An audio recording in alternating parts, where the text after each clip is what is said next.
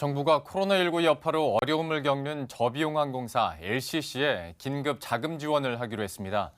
하지만 정부의 대출 기준이 너무 높아서 이 업력이 짧은 신생 LCC는 지원 대상에서 빠질 위기에 처했는데요. 생존의 기로에 서 있는 신생 LCC에는 정부 지원이 절박한 상황입니다. 김주영 기자입니다.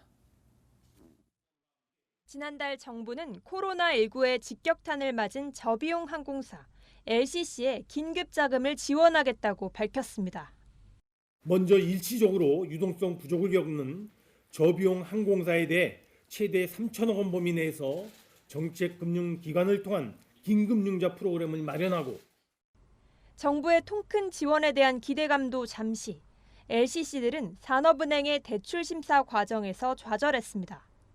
담보와 영업실적 등 자격 요건이 기존 대출과 마찬가지로 엄격해 정작 자금난에 허덕이는 LCC들이 엄두도 내지 못하는 겁니다. 산업은행 관계자는 긴급 자금 지원이라 해서 기존 여신 심사 기준과 달라진 부분이 없다고 선을 그었습니다.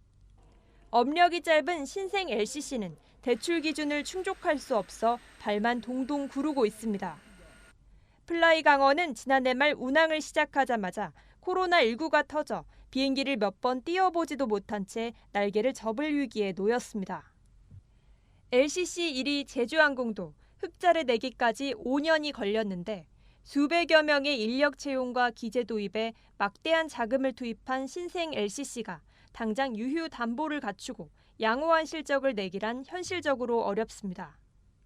플라이강원 같은 경우에는 작은 규모의 자금 지원이라 하더라도 크게 될 수 있거든요. 그거를 획일적으로 하기보다는 일단 신속해야 됩니다. 이 골든타임을 놓치게 되면 그때는 설사 지원이 이루어진다 해도 실효성을 거두기가 어려워지는 거죠.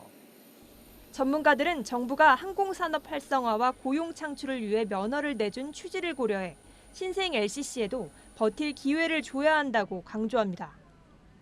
플라이강원은 항공업계에서 유일하게 외국인 관광객을 데려오는 이른바 인바운드 사업 모델을 가진 만큼 코로나19 극복 이후 침체된 관광 산업을 일으킬 기대주로 주목받고 있습니다. 코로나19 사태로 빚어진 비상 지원인 만큼 재무제표와 담보 등 획일적 기준이 아닌 미래 성장 가능성을 적극 고려해야 한다는 지적이 잇따르고 있습니다. 머니투데이 방송 김주영입니다.